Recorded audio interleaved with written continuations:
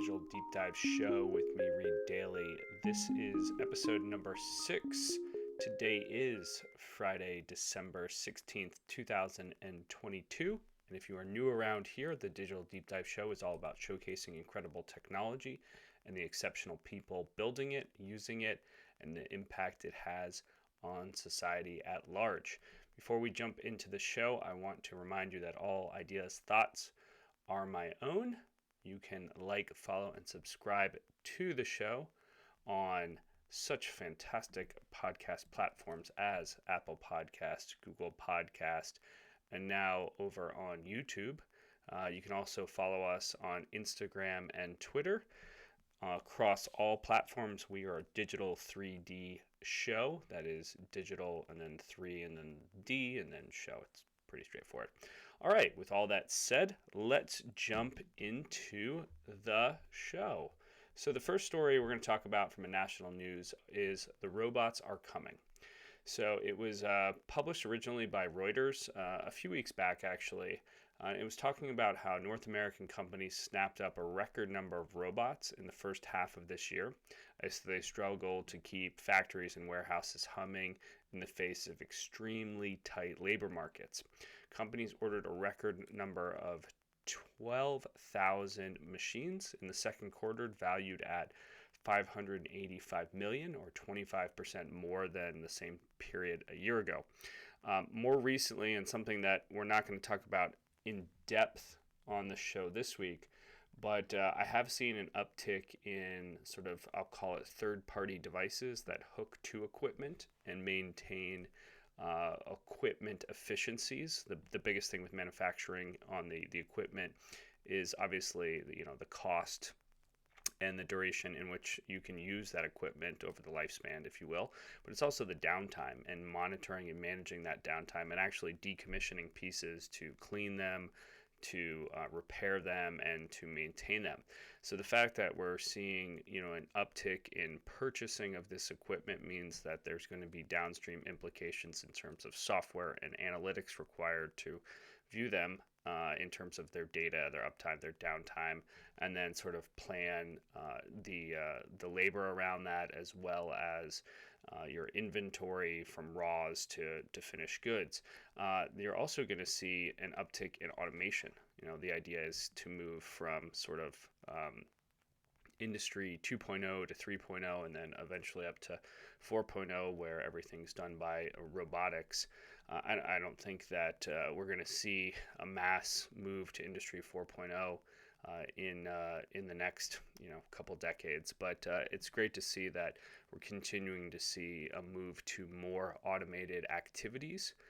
Certainly, I've seen a lot of uptick in the packaging pieces of this. So when the finished good is ready, moving it into packaging, or moving the packaging across the assembly line. So you can go check out the Reuters article that provides a little more deep dive into the spend and how that means in terms of automation and the subsequent, my prediction in terms of the ecosystem that will monitor it and have to support the increase or move to more machines doing a larger bulk of the work within the factories. All right, so the first story was obviously a little more, I don't want to call it heavy or data heavy. The second story is just plain old fun. So unless you've been living under a rock, you do not know that Elon Musk has purchased Twitter and taken it from a publicly traded company to a private company. That's right. So the richest man, or maybe one of the richest men's, I think he actually lost that title this week, has purchased Twitter, taken it private, and subsequently has done some interesting things. I'm not commenting on his political stance or the motivations. The only thing I want to comment on is the fact that there was a kid that was named Jack Sweeney that was tracking his jet movement, and he had a Twitter handle called Elon Jet. And before Elon purchased Twitter, he had actually reached out to Jack, and I think the quote I've read was that he was going to offer him either $5,000 or $50,000 to do this. The fact that Jack was able to just figure this out using publicly available data was pretty interesting and scary. I mean, I don't have private jet money, but if I did, I certainly wouldn't want someone to be tracking my whereabouts, especially if I'm the richest man in the world who's building multiple companies that could likely, you know, challenge conventional businesses or mainstanding businesses like the car or power industries. So, not someone that I would want. If I was him, I would not want to be tracked. But I get it, you know. And the fact that he banned it is just sort of interesting in terms of what will be his guiding principle. So I'm lessing about the fact that he banned it and more about like where is this headed. So when he took over Twitter, he wanted to talk about free speech. And you know, what I'm interested in is the set of guiding principles that he instills with a governance team, and what does that look like, and how can Twitter evolve, and how can all of these social networks look and kind of, quite frankly, steal ideas from each other in terms of best practices across the different social platforms and public forums. So, you know, these are new times with all these social platforms. So to see where that heads will be of interest over the next 3 to 6 months. The third story is talking about Apple sideloading. So this was reported by Bloomberg, and it's supposedly Apple will allow sideloading in the iOS 17. So I had the opportunity to work for a major carrier as a consultant for about a year. My role there was application management. So essentially, you had one team overseeing the physical device, one team seeing the app ecosystem, and one team seeing specific apps themselves. And so the idea was that you would launch a device with, you know, a set of apps preloaded. So you would have the OEM apps, you would have the Google apps, and you would have third-party apps that align with the vision for this device. So if it was a rugged device, let's just say you would have maybe outdoor tracking apps and compass apps. Now, that was very much geared towards the Google Play and sort of Android devices. And then for a short-lived time, the Microsoft devices. I can't remember what the Microsoft Store was called. But Apple has consistently not preloaded third-party apps, only allowed their own apps. And certain people like that, and certain people have had some rub. Certainly, the folks over in Europe have had a little bit of rub with the fact that you cannot sideload apps. And so what sideloading basically allows you to do is no different than when you're on your computer and you can go to a website and download an app and install it yourself. Apple has blocked that capability. And so what this would allow is for folks to basically install their own apps without going through the Apple App Store. So there's good, bad, and questions here. So the good is that you can remove layers of control and add what you want to your device, and you can customize it. It is, in fact, your device. The bad is that Apple App Store provides a set of guidelines and governance that prevents supposed bad actors. And this might allow certain apps with problem codes to be accidentally loaded onto the device. So bad actors trying to do bad things can get greater access to your device and your subsequent data. The interesting thing here is just how this is ticking and tying to a recent uptick in other Silicon Valley leaders complaining about the App Store fee. So when the App Store launched, I think, what was it, 10 years ago, maybe, no, it would have been longer than that. I think it was maybe 12 or 13. They launched a year after the Apple iPhone launched, and they said, we're going to host your apps, we're going to give you a marketing place, but we're going to take a 30% VIG or fees from this. And so I will be interested to see how sideloading impacts Apple's bottom line. Apple typically doesn't do moves unless it's a full ecosystem and it's well thought out and they're in the driver's seat, so to speak. You've seen recent complaints about this through Zuckerberg through the team over at Spotify, and then Elon over at Twitter. Elon even saying that if you're going to go through the Apple Store, we're going to charge you $11 for the use of their new Blue service, whereas if you're going through the Google Play Store, it's going to be only $8. And Apple certainly doesn't want to be viewed as an increase in price compared to Google for essentially the same service. So, this is one of the major changes that European law is forcing down on Apple. The other one is the transition from the current lightning bolt cable to USB-C cable, which I don't understand why Apple, I just don't understand the tech.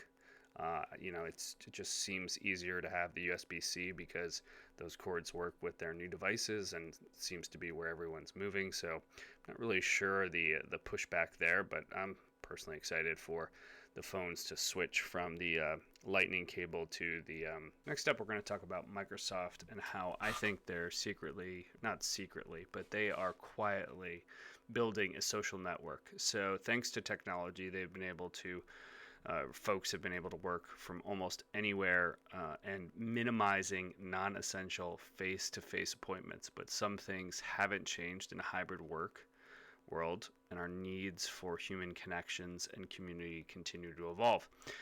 Simply, how you connect and collaborate with people in your life, with communities and teams, the only app you need to organize your friends or family reunions, projects, or online groups. That is straight from Microsoft's site. So let me just break this down.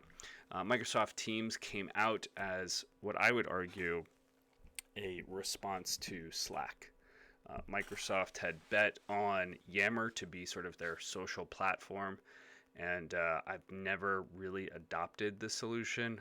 I think a lot of the challenges with Yammer was it was way too much like a social media app inside of a company, and if you didn't have the culture around that, and typically the culture is top-down leadership using and adopting that, people weren't really posting on Yammer. It was kind of like, hey, or at least my opinion has always been, or observation has been, if you're jumping on Yammer all the time and talking about stuff, are you doing your job?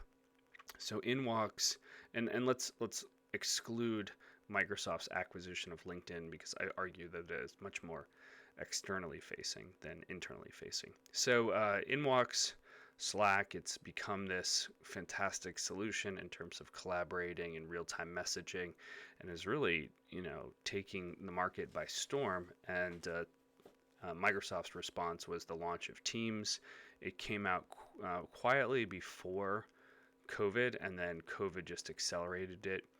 And it's become just a fantastic workhorse and the central hub for most of everything I do inside of my company. Now, what Microsoft's trying to do here with Communities is take that app you love and presumably could use, and I haven't explored this, but I assume you could use your personal Gmail and use Teams outside of, the workforce. And you can basically build communities and micro groups inside of your town and your family.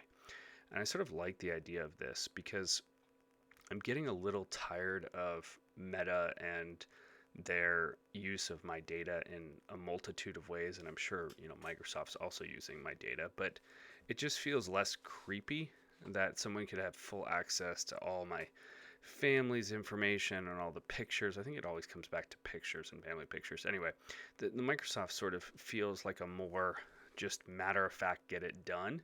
I also like the fact that there's more business-oriented tools, like hopefully you could do calendar invites and quick meetings and to-do list. I have not jumped into this.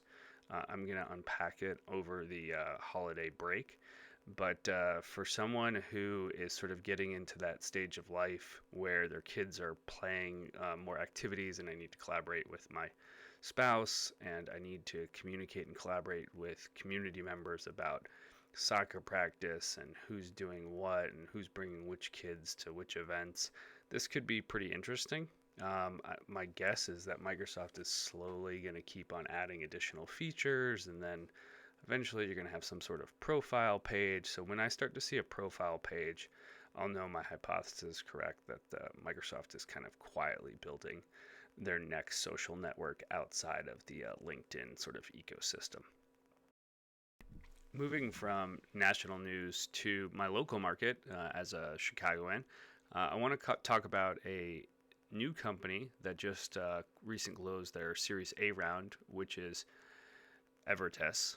And I hope I'm saying their company name correctly, but essentially they help institutions ensure their crypto investment in the wake of what happened with FTX and a global lens on the crypto market. They claim to be the world's first crypto asset insurance company, based not the events that have based on the events that have transpired. I think more and more people are going to look for some sort of insurance capabilities for their crypto investments.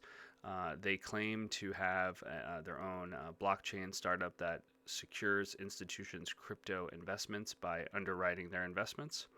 According to the company's website, it can ensure theft and loss of crypto assets, mining centers, and equipment, among other risks. What I did is in the show notes, I'm going to put links to their website, and it was actually pretty interesting just for a modern company like this that they have an Instagram, and Twitter and LinkedIn's pretty normal. But anyway, go check them out. Hats off to the team for raising their Series A, and looking forward to seeing more on the news about them and their evolving product base and the customers that they serve.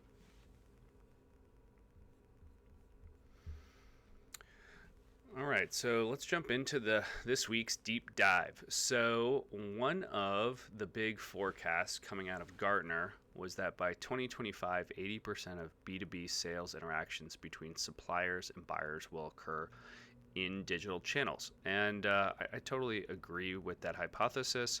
No arguments there. What I did find was there was roughly 10 trends that they want to talk about, and a few of those I want to break down. So trend number 4 is a cookieless future.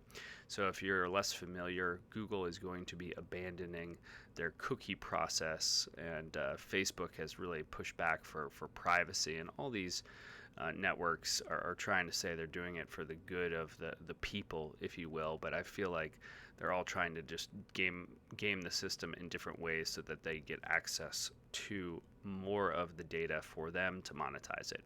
Regardless of my opinion, all of the cookieless future is going to change the way that we are advertised at, and it'll be interesting to see which companies evolve or come to market to adapt to the new cookieless future, and the different tactics that I will say brands and social media influencers use to attract and engage customers.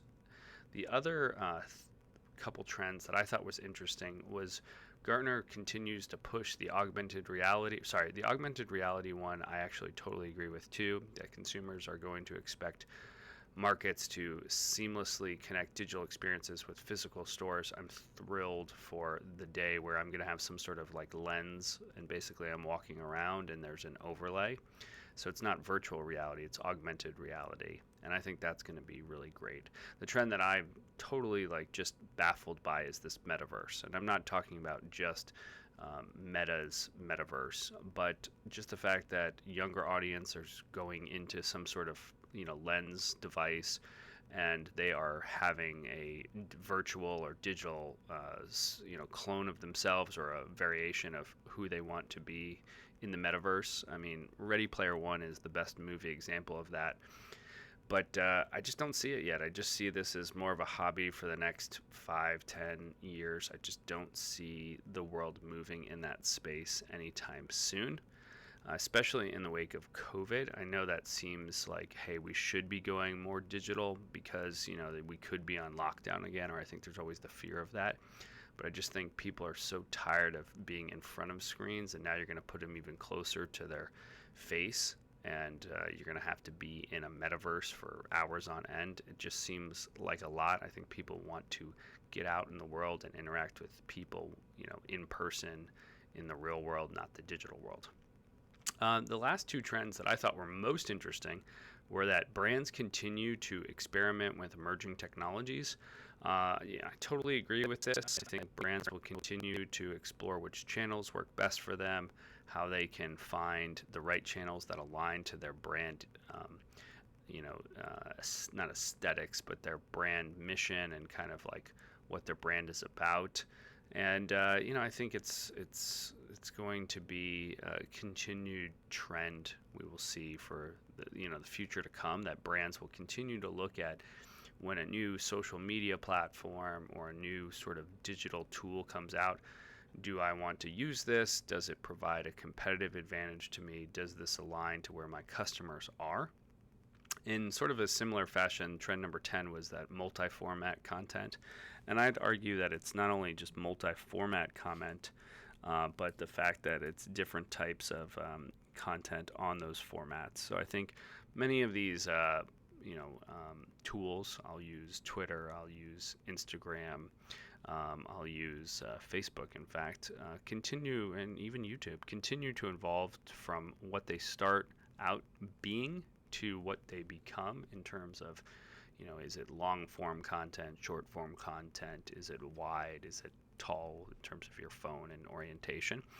The one thing I will talk about was the fact that it seems that every time a new platform comes out, whoever is sort of first to market and can cement themselves as a leader, thought leader, content leader on those platforms typically wins out in the long run. Certainly there's people that can move from one platform to the other, but it's usually first in. It seems to be who wins on certain platforms. And one of the biggest things about jumping onto a new platform is you're able to build an audience, and I would argue a digital community. And one of the pieces of data that I've been really interested in is how do we move from, or is there a macro shift from just amplification? So that's just noise out, right? I am posting on Twitter, I'm posting on Reddit, I'm posting on blogs, I'm posting on LinkedIn, or are you actually engaging with your community? I know that I've fallen victim of this through my job and through my experience, where it's just amplification out and it's really not about engagement. And we talked about with the Microsoft communities how they are trying to build sort of a mini ecosystem of communities within your town or community, so community and community, but how younger audiences want to have more control over the data and kind of like what's going on their platforms. And one of the trends and kind of reports that I found very interesting was Brandwatch consumer report that came out, and it really talked about the volume of online mentions about digital communities and brands, and how that there was a significant uptick